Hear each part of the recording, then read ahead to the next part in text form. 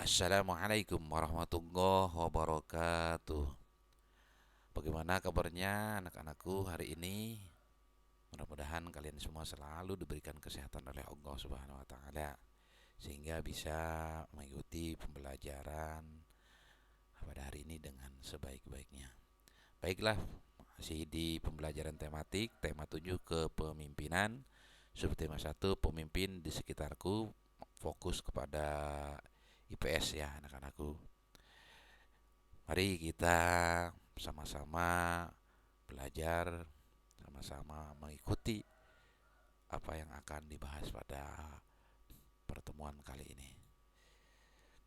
Untuk IPS, kompetensi dasarnya yaitu menganalisis posisi dan peran Indonesia dalam kerjasama di bidang ekonomi, politik, sosial, budaya, teknologi, dan pendidikan dalam lingkup ASEAN.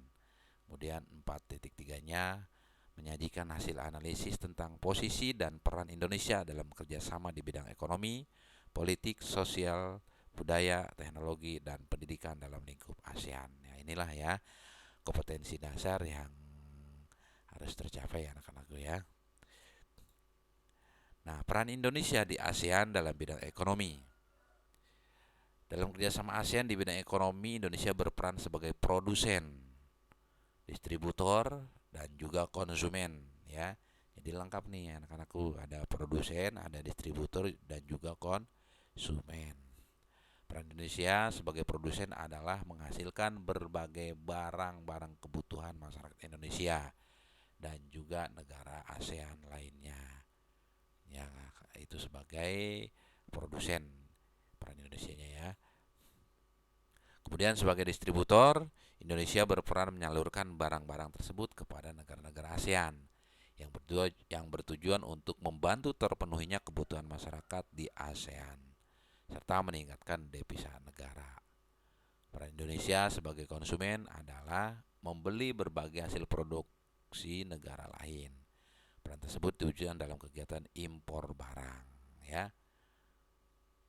Jadi impor itu adalah mengambil atau membeli produk dari negara lain ya. Jadi lengkap Indonesia itu ya, ada distributor, kemudian ada konsumen ya, dan satu lagi tadi sebagai produsen ya.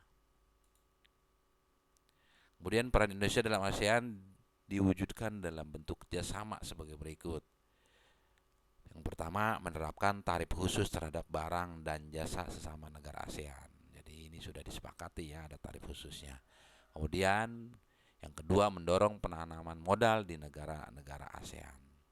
Yang ketiga, mengembangkan wilayah-wilayah yang berpotensi dalam bidang perkebunan, perikanan, dan pariwisata. Selalu dikembangkan ya, negara-negara kita potensi-potensi yang ada di Indonesia itu, baik perkebunannya, perikanan, dan pariwisatanya. Kemudian yang keempat, mendukung kegiatan yang dilakukan oleh Badan Penelitian Bidang Pertanian. Yang kelima, mendirikan proyek industri yang dikelola bersama. Negara-negara di ASEAN memiliki sistem politik yang berbeda. Nah, ini sekarang peran Indonesia di ASEAN dalam bidang politik ya. Namun, perbedaan sistem politik tersebut tidak menghalangi sesama negara ASEAN untuk bekerja sama. Selain bekerja sama, tiap negara juga berperan dalam menjaga perdamaian dan ketenangan di ASEAN. Ya, jadi ada peran politiknya juga ya. Nah, di sini sudah ada ya konsep-konsepnya atau peran Indonesia dalam perpolitikan di ASEAN ya. Banyak sekali anak-anakku di sini ya. Ada mengirim duta besar dan konsul, kemudian ada membentuk komunitas politik keamanan ASEAN atau APSC, kemudian mengadakan pertemuan rutin Menteri Pertahanan negara ASEAN, ada aktif dalam menyelesaikan konflik di kawasan ASEAN ya, memajukan prinsip-prinsip demokrasi, mengadakan perjanjian negara bebas nuklir, membentuk organisasi antar parlemen ASEAN, mengusulkan pembentukan Badan HAM ASEAN, kemudian mengadakan perjanjian ekstradisi di kawasan ASEAN, mengadakan perjanjian kawasan damai, bebas, dan netral. Nah, itulah peran Indonesia dalam perpolitikan di ASEAN. Ya, silahkan kalian baca-baca ya.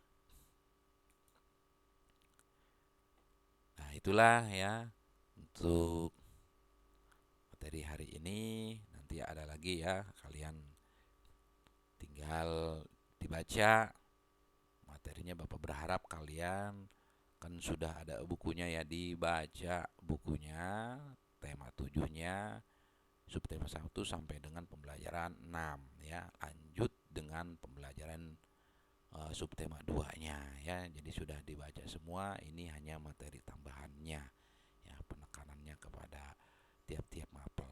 Terima kasih anak-anakku. Assalamualaikum warahmatullahi wabarakatuh.